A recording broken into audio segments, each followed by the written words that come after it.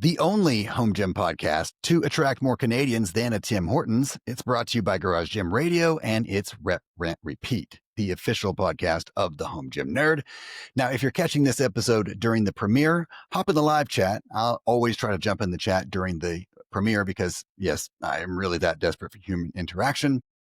And to make matters worse, I also creep back through the comments later. So if you're catching after the premiere, or if you're part of the replay gang and you've got questions, feedback, or you just want to tell me how bad I suck, drop a comment. I'll respond. Seriously, that is how I know that people make it past my catchy pew pew pew intro. And speaking of catchy intros, did you know that if you unscramble the letters in trash, you get shart? And if you unscramble body solid, you get boys dildo or dildo boys. I don't know. And I don't know what any of that means either, but apparently body solid, trash, shart, and boy dildos all have at least that in common. And what better way to segue into our community spotlight than sharts and dildos? Anyway, let's shine the light on some legends from the Home Gym Hub. If it's your first time joining us, every episode I ask listeners to tag me in their Home Gym feature. Tag me in their Home Gym Hub feature. Now, I realize that not everyone has been featured on the hub. That's okay.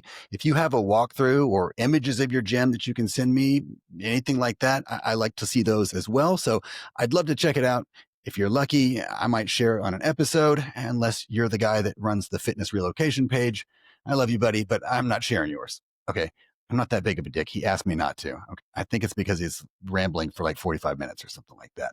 Anyway, first up, we've got Coach Carp. I'm going to share my screen here if I can. See what we got here. Oh, that's not what I'm trying to share.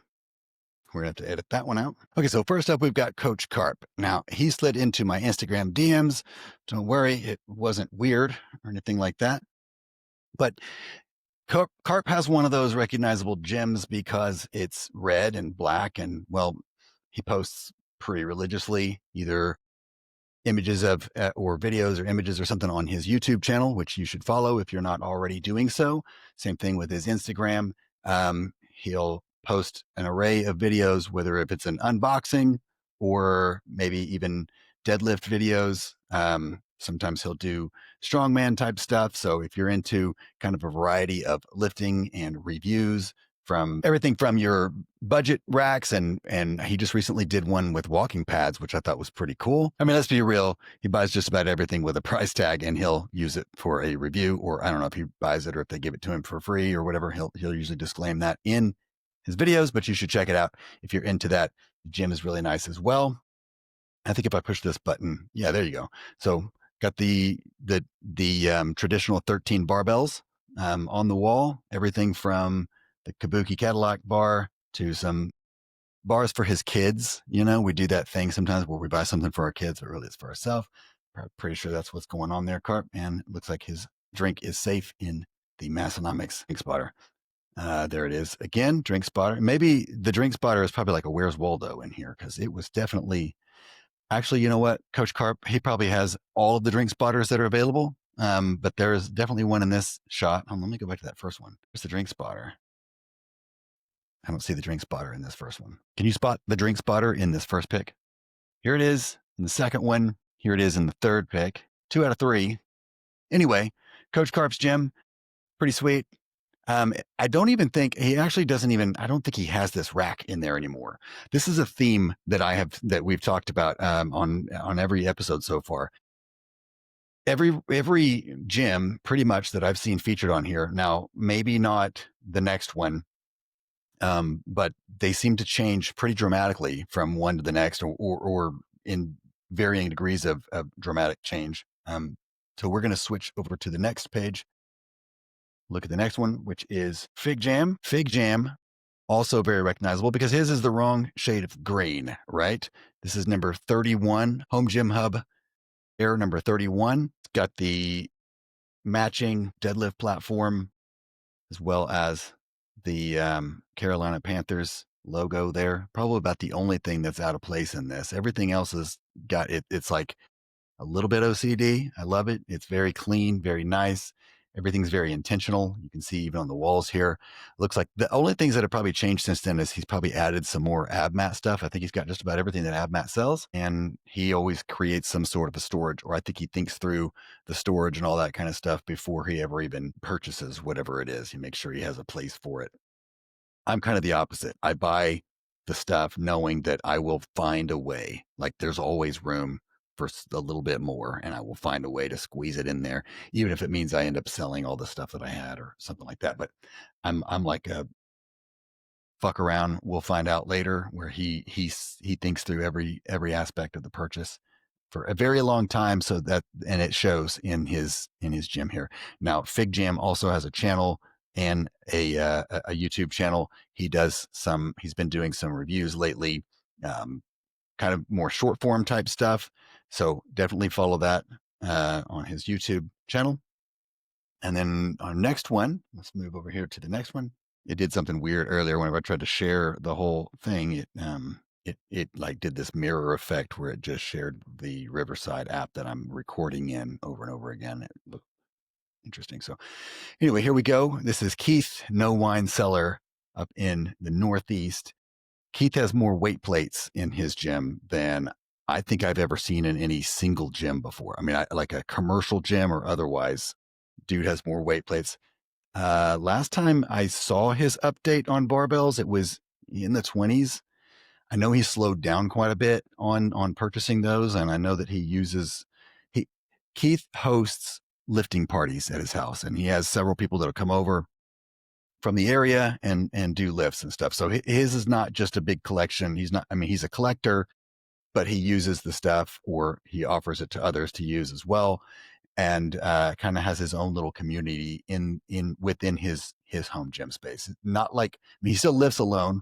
He also has a second gym up in his garage, which is where he does all of his strongman stuff, which I would have thought would just be an excuse to buy more gear, but he actually uses that stuff too, something that he's been into lately. And Keith, here on this screen, you see he's got this banner for Unpaid and Underrated. That is a podcast that he is one of the hosts of. It's part of the Massonomics crew. It is a for crew by crew podcast. It's actually pretty good. I've been listening to it lately. You should check that out as well. It's basically getting to know. It's really cool if you're into the community type stuff, kind of like this segment of Rep, Rent, Repeat. It is really getting to know the community of Massonomics crew members, so it's pretty cool and worth listening to, especially if you're like a commuter and you listen to podcasts, or like what I've been doing lately is renovating one of the rooms in my house. The Rep, Rent, Repeat is about to get a little bit of a facelift, and I've just been turning that on and listening to episodes of people that I don't know, but by the time I get to the end of it, I listen to it and I'm like, I find little things that I relate to people with. And I'm like, I want to chime in, man. I want to jump in and say that, or say something, or say like, oh, I know this person or whatever. But anyway, so Keith's No Wine Cellar, very recognizable because he's the only person in the world that likes orange. And not only does he like orange, but he just like loves orange, right? I mean, you can see everything in here. If there were pictures of himself, he would be wearing like an orange singlet or something. And that's not even a joke. So No Wine Cellar, super cool. This gym has been featured on Gluck's channel. Massonomics, I think they also did one. I think they did. Be weird if they didn't. They should. But anyway, I'm sure you've probably seen this one. It's all over. It's a basement gym, and he just recently installed a shitter. So super job. All the stuff down there. Anybody that has a gym with a shitter in it, that's where my jealousy lies. A urinal is kind of next level. I think that's a dude thing. I think we all, well, I assume it's a dude thing. I think we all strive. That's like our measure of life success. If I ever live in a place that has a urinal, then I know I've made it. A toilet though, when you got to poop, urinal ain't doing no good. So congrats, Keith, on the new shitter. See, next up after Keith, we've got Adrian Lee. Now this gym, let me switch over here to it, and then I will share my screen so you can see. This is super cool, man. This is in Hong Kong, right? Adrian Inner Instinct Strength is what his handle is on Instagram and stuff. He's one of these dudes that he's very active in the community, very helpful. He always gives a lot of different perspective, oftentimes from like the Chinese market or their perspective in China and stuff. Even though his gym, I mean, he kind of the general sentiment from what I've talked to him before, and I'd like to get him on the show sometime because he does have a lot of really cool insights and stuff. That basically everything made in China is shit except for dialed motion. Dialed motion seems to be the only thing that he's like, that's like the only thing I would purchase that's made in China in terms of gym equipment. I think it's really cool to talk about. We've talked a little bit about differences in perception between his understanding of how the home gym market, when people like steal product ideas or when they borrow or take inspiration from or something like that, like here versus the general sentiment over there. Like over there, they don't give a shit. It's basically people just making, just trying to make a living or just trying to get by, trying to survive. You know what I mean? Whereas here we get real up in arms and wielding pitchforks and things like that over something as simple as like, hey, I had an idea and you didn't give me money or something like that for my idea.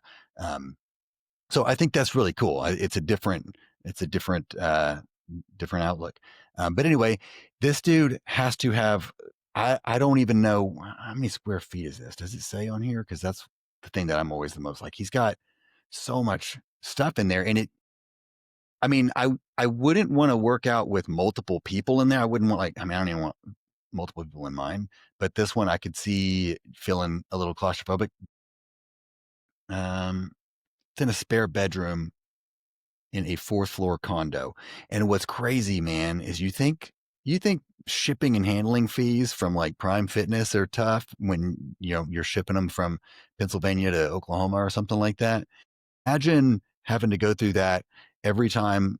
Yeah, plus pay like a drop shipper or third party or whatever, have it sent over by like a barge. It was just, and so he's got all this stuff, man, from Rogue, from Watson. He's got American Barbell. Let's see if I can scroll through because it's impressive. It's got pretty much, this is like if somebody was to if you were to like put in Chat GPT, like build me a gym with all the things that every influencer has ever like influenced a person to buy or something, I feel like this is the gym, man. It's got everything in it. He's got, levers. He's got the Vendetta adapters. I see the Kaizen uh, adapters.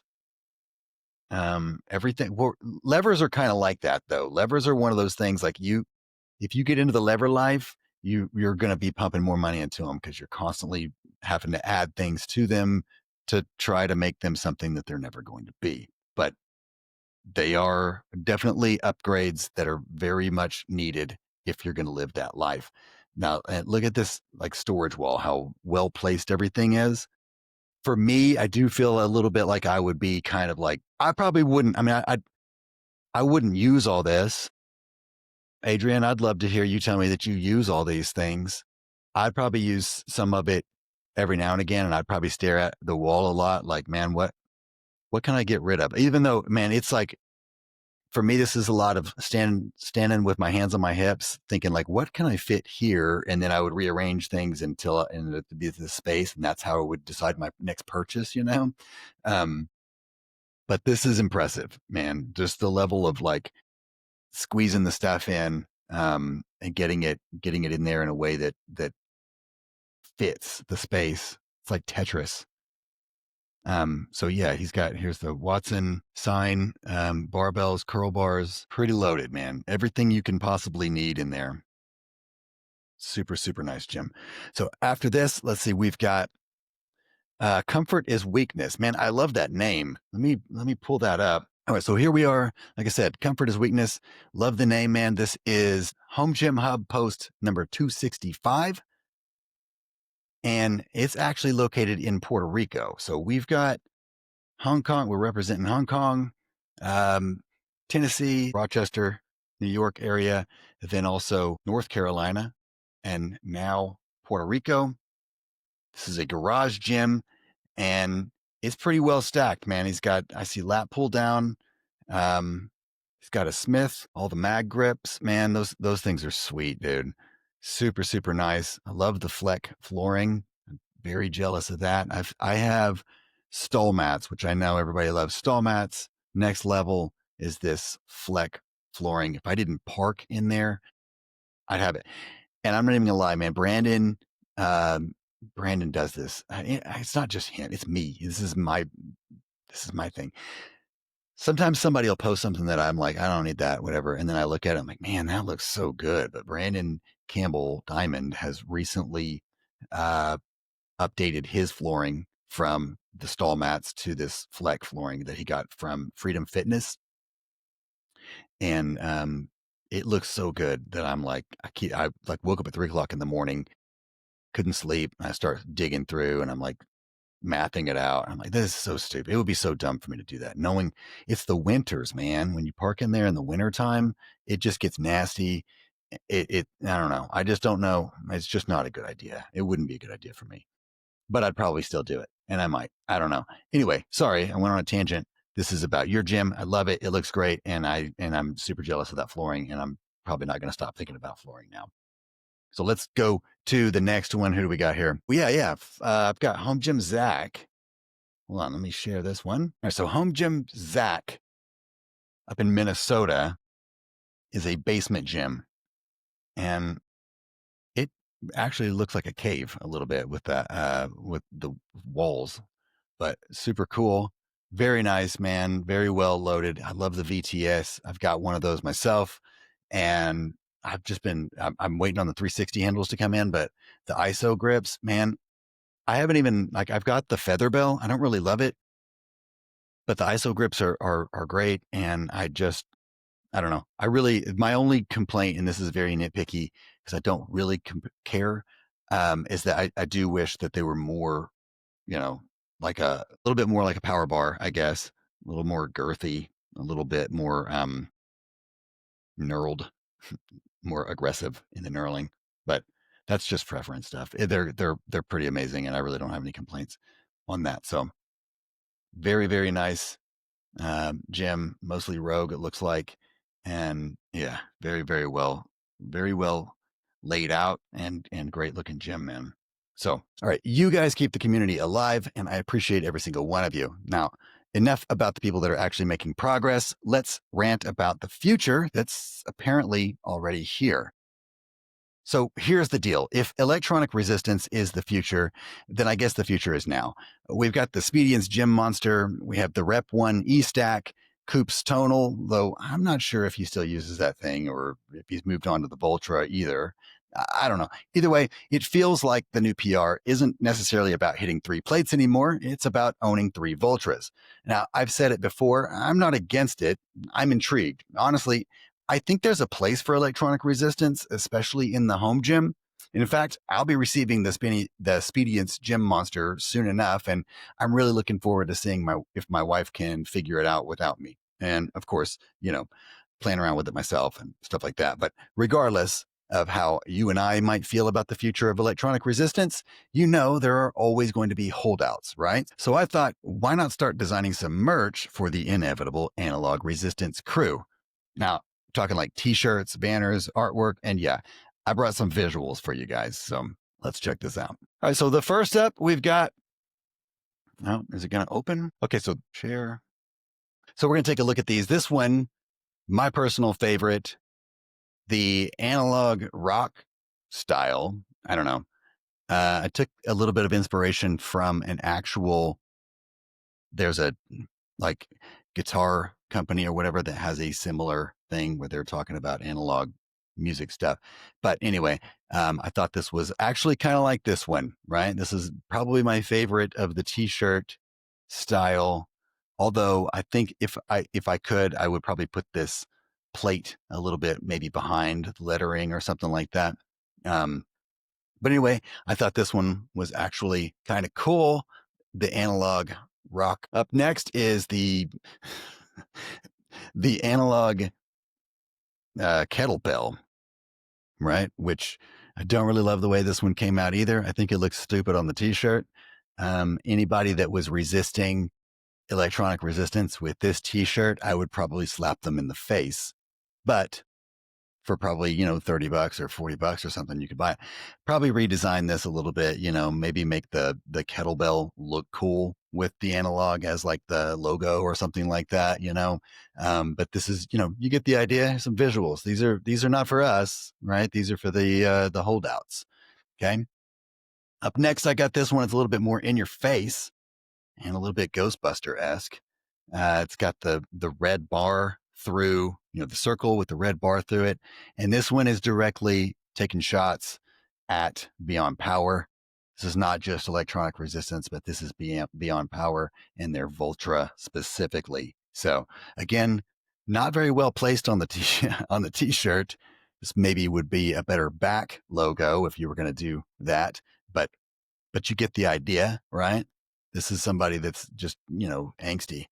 Um, Also, after this one, this is the silly analog written in what's supposed to be analog weights and stuff. These are supposed to be like little barbells, and it looks a little bit, this is maybe for your kid, if you want your kid to also be anti electronic resistance or whatever.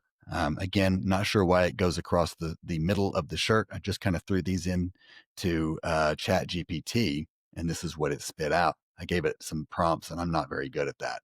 So up next, the Anal OG, and this is a guy who is ironically doing a snatch to the Anal OG with his, weight plates and stuff. He's very proud of that. I don't know, maybe we ran out of room. Then I also thought, for those anal OGs who don't necessarily maybe want a big muscly dude on theirs, then they could also be anal OGs with their lighter weight, just a barbell on there. Just really gets the point across. You're into analog, you're an original. And then this one here is actually my personal favorite. This one also maybe takes a little bit of a jab at the Voltra, but it's Banksy, or it's a take on Banksy. And, if Banksy did color spray stuff, I think he would probably approve of this.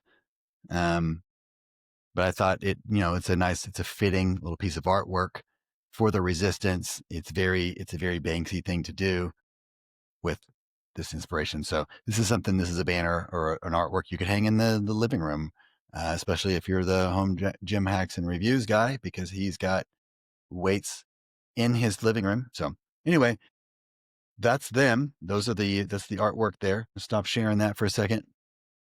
But even though I secretly like some of the t-shirt ideas, and even though I have one of these units on the way, I'm still not 100% sold on the Voltra for my personal space, at least not until something exists that I feel maybe doesn't feel like a hack, And I'm talking about like dedicated machines.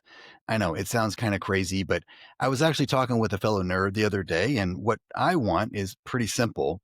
Like I want like a small footprint seated lateral raise machine. I know, because I talk about lateral raise machines all the time. It's because I can't have like a big one in there. But I want like a small footprint, like one of the seated. It has just enough room for a Voltra in place, or maybe like in place of a stack, or maybe like an optional stack or something like that. But I need it to be like, I'm talking like 30 or 31 inches max, like on the frame from the depth part of it or whatever. The problem is, like right now, the shallowest one that I've found anyway is somewhere in like the 47-inch range or something. So it'd be significantly, I think that is to offset the weight of the stack. You know what I mean? I think that because you can sit closer. If you didn't have the weight stack, whatever, you could actually sit closer to it on the ones where the stack is in front of the seat, But I think because of the weight of that, so that you don't run the risk of tipping or something like that. So if you had something like an electronic resistance in there where you could take advantage of like the prime smart strength thing with it, that would be super cool. And that is exactly what would get me to move and make it happen. I'll buy a Voltra today. Until then, my mind stays closed and my wallet stays shut on that.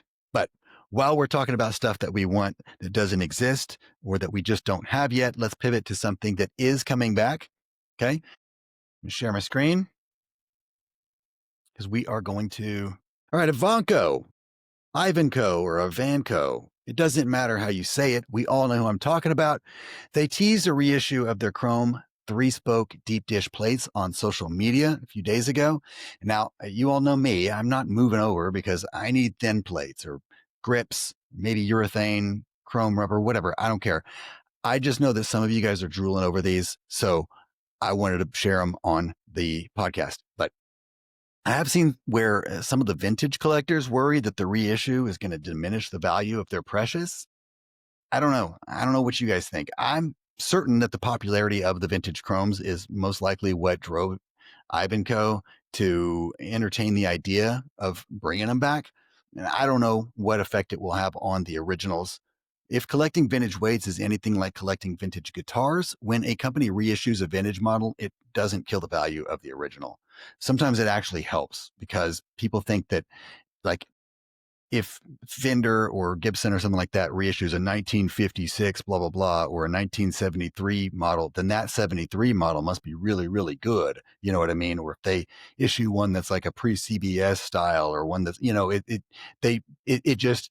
adds to an allure of the original. And when you have those kind of vintage collectors that are super in the weeds, or people who are going to spend the money that it costs to get one of those kind of things, they know the difference. Like you really can't fake. I mean, people can do a really good job of faking the originals or whatever, but for a real collector, somebody who is going to know that and whatever, it takes 30, 40, 50 years to make a guitar look that way. I suspect it's the same thing with weight plates. So maybe you don't spit polish your plates if you're concerned about them holding their vintage value. I don't know. Again, I don't know if plates work the same way. It's worth a thought, but let me know what you think. Okay. Now, another soon to release item. I'm going to share my screen, or I'm going to switch my screen here. Another soon to release item is the Black Widow from 4.6. I know you all hate 4.6, whatever. It's gym equipment, guys. And while this may not be an entirely new and original concept, he did take elements from some of the well-loved tricep V-bars that are already on the market, and he incorporated that into his design. So then of course he gave it that signature F6 finishes or whatever. Now I think it's pretty much on brand for F6, and I guess maybe that's what some of you guys continue to hate him for. I don't know. I think options are great. I think this particular piece speaks to me because I have the American Barbell import version, which is great, but at the same time, it sucks. Like the grips on the American Barbell are just absolute shit. Like the 1-inch diameter, I think they're aluminum and they're the most passive knurl. I'm just absolute shit. So I've actually replaced the grips on mine twice. One time I took a Rogue, you know how Rogue sells the handle, like the stainless steel handle for their Monster Bench, Monster 2.0 or whatever. I took one of those and cut it in half and replaced the grips on my American Barbell thing with those. Now what I have is I put the American Barbells back on, but I bought some knurled bar stock that's hollow or whatever. It's like a tubing. And I just slipped them over the top of that. That's actually kind of a huge upgrade, especially because those grips that I have, they have just enough slippage that they also spin like this way. I don't know if you can see that, but it's something that I wish that the F6 would have incorporated into their design, but it doesn't look like they did. Now, other options on the market, as I mentioned, the US made one from American Barbell. I'm going to switch over to that real fast. Let me just go through the options. Okay. So here we've got the American Barbell. This is the one that I have. This one is the one I said is shit. It's got the 1-inch grips. It's fine if you're not a diva, but it's one of those things, man. Like I'll use it anyway. Like if I didn't have the grips that I had, if there were no other options out there, I would still use it anyway, but I'd still complain about it. Okay. So this is one of the other options. It's $75 plus shipping and tax and all that kind of stuff. The F6 one, I heard him say on a podcast the other day, is going to be $130. I don't know if he charges shipping and tax. I mean, I'm sure there's tax involved, maybe shipping too. 130. This one's 75. I can't remember exactly what I paid for it, all said and done, probably close to $100, right? So other than that, there is also another option, like I said, from American Barbell, which is their US made. Let's take a look at that one. This one, here we go. Okay, so this one, the US made one from American Barbell, has a urethane grip. It's 28.5 millimeters, so it's going to be the same as like a Rogue Ohio bar. I've never held this one in my hands. I have a buddy that owns it. He says that he has no complaints about the feel, etc. So I'm just gonna have to take his word for it. Okay. But it is nicer, I suppose, just based on the fact that it has that 3.5 millimeter diameter. Man, I can feel the difference between half a millimeter, like between a 28.5 and a 29. And those of you who have held those barbells in your hands for a significant amount of time know exactly what I'm talking about. The same thing here, that even the 25 to 28.5 is a upgrade enough, even if the knurling is still as passive. But I suspect that with it being urethane, that it's not. I mean, it looks. I can see it on the image on the computer here that it looks like it has a more aggressive knurl than the other one does. So probably does. Now the other alternative that I know of. Let me share this here. Now the American Barbell is kind of the go-to when people talk about and which one should I get or whatever. That's the one that people know the best, which is interesting because American Barbell doesn't do any sort of like social media. I mean, they have their own podcast and they have their own social media pages and things like that, but they don't work with like influencers or social media uh, personalities or anything like that to get that kind of affiliate outreach and stuff that others do. So it's always interesting to me when a company is able to, of those people who spend a significant amount of time gathering their home gym information online, that they also know of these things, that they recommend products from those companies and things like that. It's kind of a testament, even though I'm telling you the grips are shit. Don't buy it for the grips. Buy it for the function. Okay. So the third option, sorry, I got off on a tangent there, that I know of here is this Infinity Series V bar from Bolt Fitness. Now, I didn't have a very great experience with Bolt Fitness, but I think that if you're in Houston, which is where they are, I think it's fine no matter what you buy, right? That's the general sentiment with Bolt. Little items like this, probably fine too. I just would stay away from the bigger stuff. And this isn't a jab at Bolt. This is just my experience. You may have some, I know other people that have had other experiences, have had positive experiences and stuff with them. So, take it with a grain of salt. But this one, again, not one that I have held personally, but I do have another buddy, Tim, who may be listening to this podcast also. He has owned both the American Barbell and the Bolt. He swears that the grips on the Bolt have a thicker diameter and that you can actually feel the knurling, says it's much more aggressive. Hard to tell from the picture, but I'll take, again, he knows his stuff and also has a YouTube channel, Tim, I think it's like Campinen or Campinen. I don't know. I always have to, like, I'm trying to spell it whenever I'm looking for him online stuff. But check that out. This guy with the curly mustache. So, okay. Now, anyway, we've looked at all of the options for the rotating V bars. Okay. With that in mind, now you've seen the American Barbell, both the American, US made, and you've seen the import version.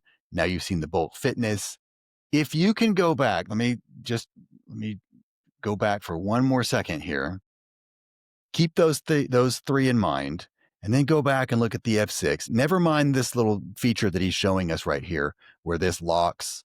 Right, you pull that pin out and you can lock it in place, or or put the pin in there and you can lock it, pull it out, and it rotates.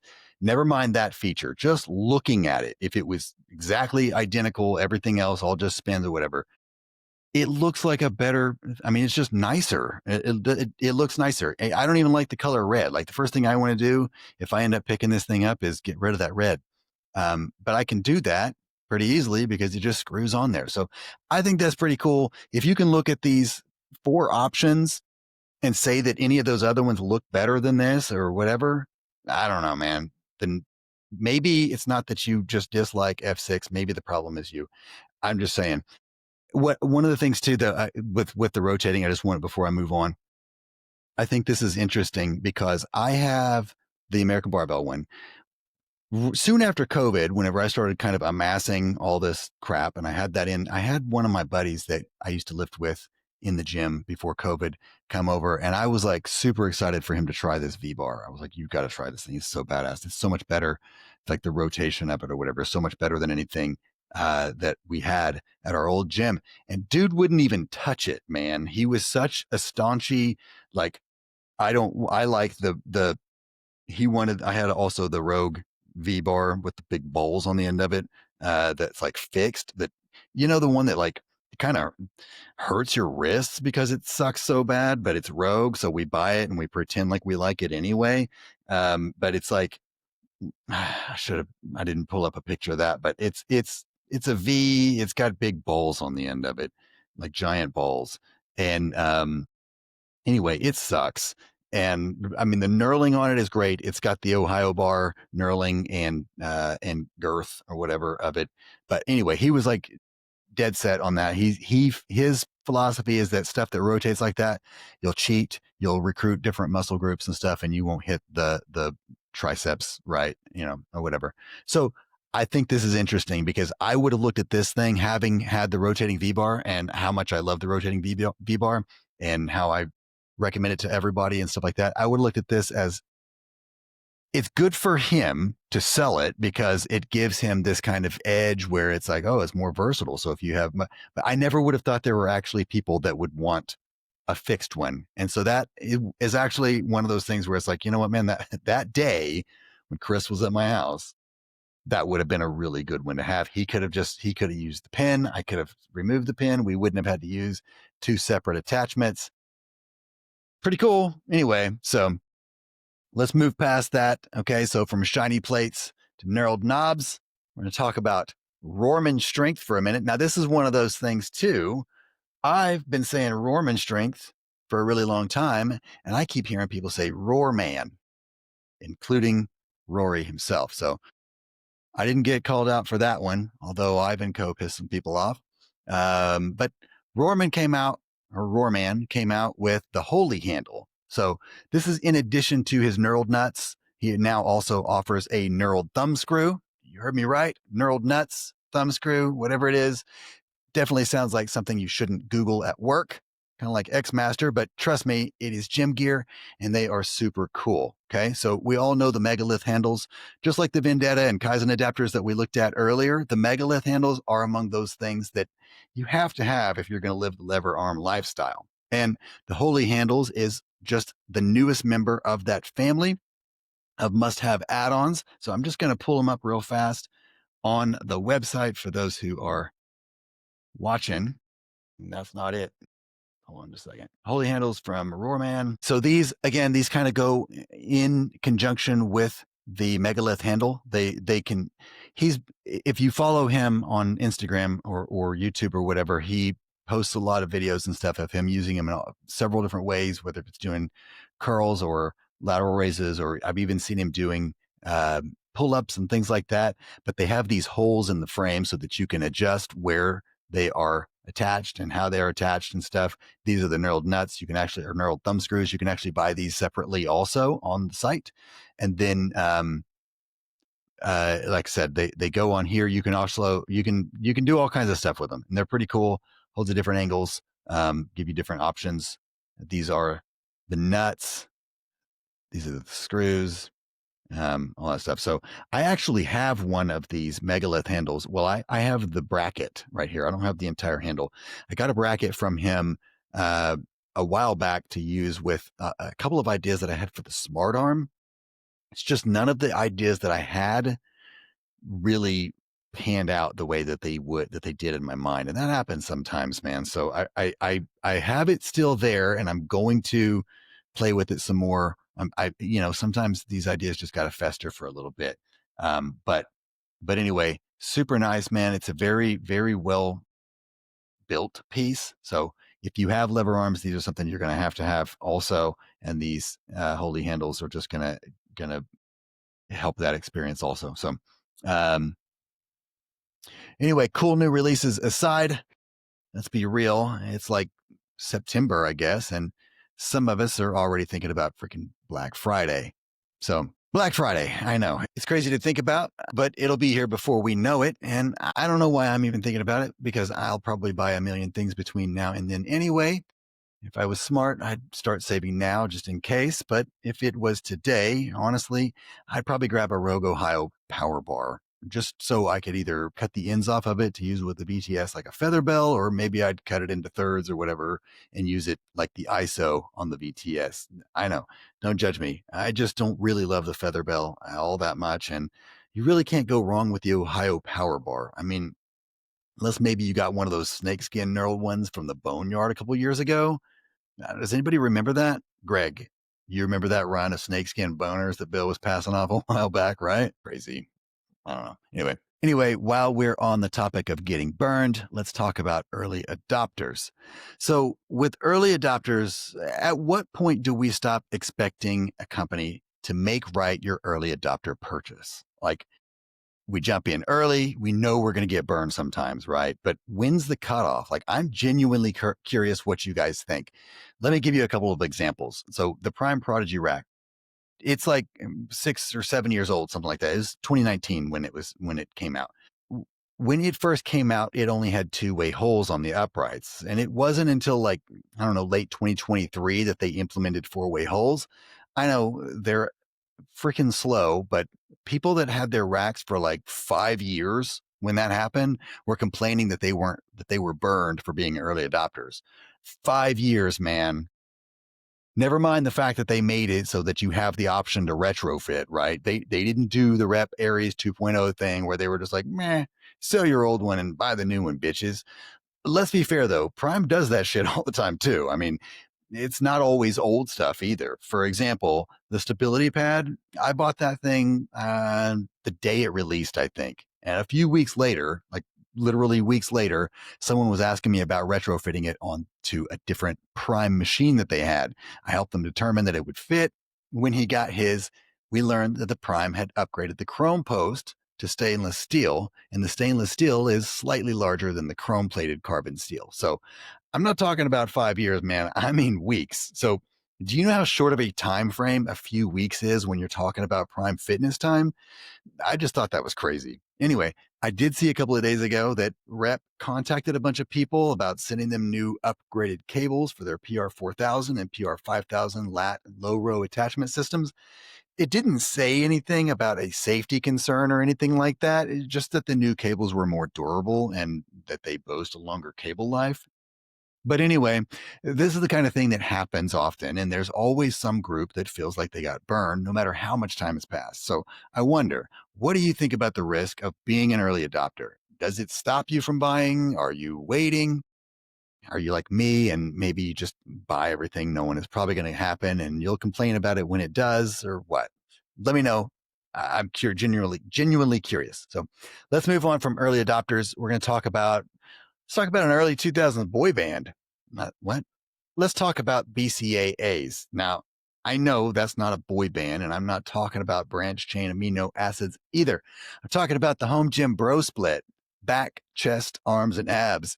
Actually, it's probably more like shoulders, chest, arms, and abs. So scab, which is exactly what I think of whenever I see that new bar from Black Widow, because it's made to work every bro split muscle except for the legs. So, okay. So scab is covered. Let's talk about legs for a couple of minutes because I'm just going to go on this rant or tangent, I suppose.